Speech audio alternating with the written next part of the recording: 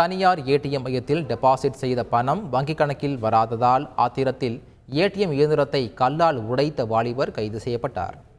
சென்னை சைதாப்பேட்டையைச் சேர்ந்த சாகுல் ஹமீது என்பவர் கடந்த 2 மாதங்களுக்கு முன்பு ஜாஃபர்கான் பேட்டையில் உள்ள தனியார் ஏடிஎம் மையத்தில் தனது மனைவி வங்கிக் கணக்கில் 5500 ரூபாய் டெபாசிட் செய்துள்ளார்.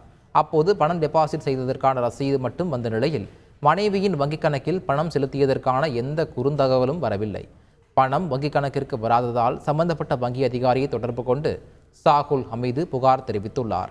ஆனால் 2 மாதங்களாக தனியார் வங்கி எந்தவித நடவடிக்கையும் எடுக்காததால் ஆத்திரமடைந்த அவர் அந்த ஏடிஎம் இயந்திரத்தை செங்கலால் அடித்து சேதப்படுத்தியுள்ளார். எந்திரத்தை சேதப்படுத்தினால்தான் வங்கி அதிகாரிகள் நடவடிக்கை எடுப்பார்கள் என போலீசாரிடம் சாகுல் ஹமீது தெரிவித்த நிலையில் அவரை போலீசார் கைது செய்து விசாரணை நடத்தி வருகின்றனர். நாமக்கல்லில் கைது செய்யப்பட்ட வடமாநில ஏடிஎம் கொள்ளையரை 5 நாள் போலீஸ் காவலில் விசாரிக்க திருச்சூர் நீதிமன்றம் உத்தரவிட்டுள்ளது. கேரள மாநிலம் திருச்சூரில் ஏடிஎம் கொள்ளையில் ஈடுபட்ட ஹரியானாவைச் சேர்ந்த கொள்ளையர் 5 பேர் நாமக்கல் மாவட்டம் வெப்படை அருகே அண்மையில் கைதாகினர். அவர்களை திருச்சூருக்கு அழைத்து சென்ற கேரள போலீசார் மருத்துவ பரிசோதனைக்கு பிறகு நீதிமன்றத்தில் ஆஜர்படுத்தினர்.